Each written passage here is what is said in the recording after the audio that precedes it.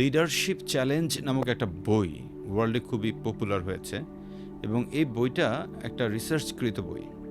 যে ওনারা গবেষণা করে দেখলেন যে যারা টিম মেম্বার তাদেরকে প্রশ্ন করছিল যে আচ্ছা, আপনার টিম লিডার আপনার লাইফে কি কোনো রকম কন্ট্রিবিউট করছে আপনার ক্যারিয়ারের জন্য? তো ভাইবা থেকে বলছে যে না।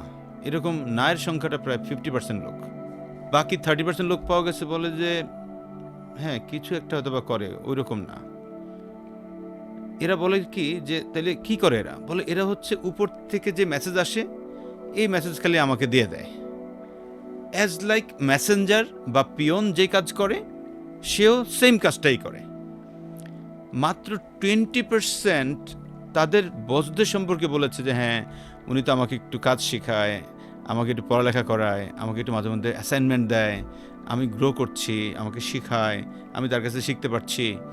এই যে মাত্র 20% লোক মনে করছে যে তার টিম লিডার একটা মানে কাজের মানুষ বা তাকে দিয়ে কিছু কন্ট্রিবিউট করাচ্ছে, তার ক্যারিয়ারে কন্ট্রিবিউট করতেছে।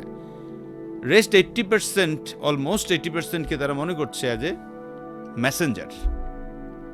স্যার খুবই মেসাকের একটা কথা স্যার। এইটারই সাবসিকুয়েন্টলি যদি আমি আরেকটা রিসার্চ বলি, এই বইয়ের মধ্যে আরেকটা রিসার্চ বলছে যে যখন একজন টিম মেম্বার তার টিম লিডারকে নেগেটিভ লিডার হিসেবে ধারণ করবে, যে ইয়াস এক্সাম্পল স্যার কামরুজ্জামান স্যার হচ্ছেন আমার লিডার, তা আমি বললাম যে উনি একটা নেগেটিভ মানুষ, এই ফিল আমার মধ্যে আসলে আমার মাত্র 31% আমি পোটেনশিয়ালিটি কাজে লাগাবো। On the other hand Kamruzzaman স্যারকে যদি আমি মনে করি যে ইয়াস স্যার তো খুবই ডাইনামিক, অনেক আইডল, হ্যাঁ আমি তাকে ফলো করতে পারি, এরকম ফিল করি, তাইলে 91% পর্যন্ত আমার পোটেনশিয়ালিটি আমি কাজে লাগাবো। তার মানে আমি যদি নেগেটিভ লিডার প্রতিমান হয় একজন টিম লিডার, তাইলে ইউজ করতে পারবে তার কলিগের মাত্র 31% পোটেনশিয়ালিটি, আর পজিটিভ লিডার হলে 91% পোটেনশিয়ালিটি কাজে লাগাতে পারবে। এই যে এই জিনিসটা না অনেকে বুঝতেই চায় না যে ভাই আমি কোন কোন কাজগুলো করলে সে আমাকে নেগেটিভ বুঝতেছে, কোন কাজগুলো আমাকে পজিটিভ বুঝতেছে। যে কথাগুলো ছিল আপনি মাত্রই বললেন, অনেকগুলো কথা এখানে চলে আসছে। যে অনেকে তার জুতা পায়ে দিয়ে চিন্তা করে না, চাপায়া দেয়, কেমনে করবে জানে না, রাত 11টার পরে ফোন দেয়, এরকম আর অনেকগুলো ঘটনা স্যার। না দেখুন, আমি এই কথা আরও কয়েকবারই বলেছি আপনার, সাকসেস অথবা কেরিয়ার এটা শুধুই কি এমপিওর? নো। তারপরে যে আপনি রিজিওনাল এক্সিকিউটিভ, তারপরে যে অ্যাসিস্ট্যান্ট জোয়াল ম্যানেজার বা জোয়াল ম্যানেজার, তাদেরও তো আরও কেরিয়ারের প্রয়োজন আছে না? ডেফিনেটলি। এবং সবাই তো এক্সপেক্ট করে এটা যে আমি আরও উপরে উঠতে চাই। আসলে রাইট। এক্সপেক্ট করলেই তো হবে না, আমাকে তো আমার কাজ দিয়ে প্রমাণ করতে হবে, অ্যাবসলিউটলি। তাই না?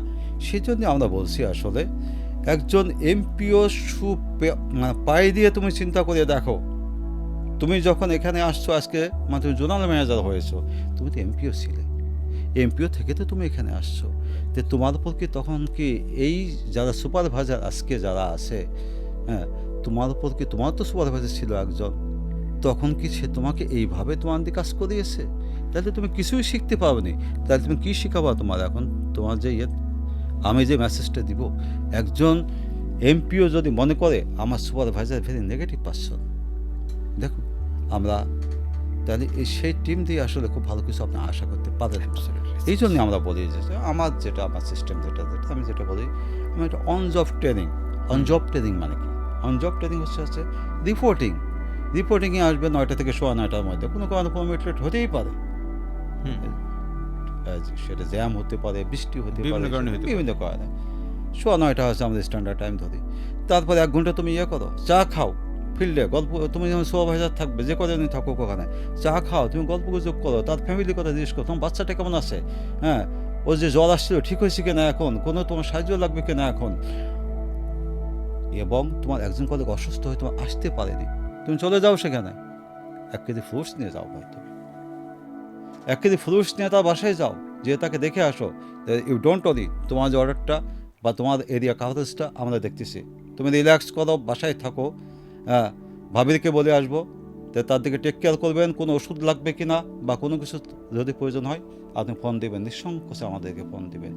আমি কিন্তু কোনো বানিয়েও বলছি না, বাড়িয়েও বলছি না, এই ধরনের ইনস্ট্রাকশন কিন্তু আমার টিমের মধ্যে আমার দেওয়া আছে, এবং এইখানটায় আমি খুব স্ট্রিক, আমি এখানে কোনো এখানে কোনো রকম এই সমস্ত ব্যাপার কোনো রকম নেগলিজেন্সি শো করা মানে এটা it will be crime Crime. Right sir.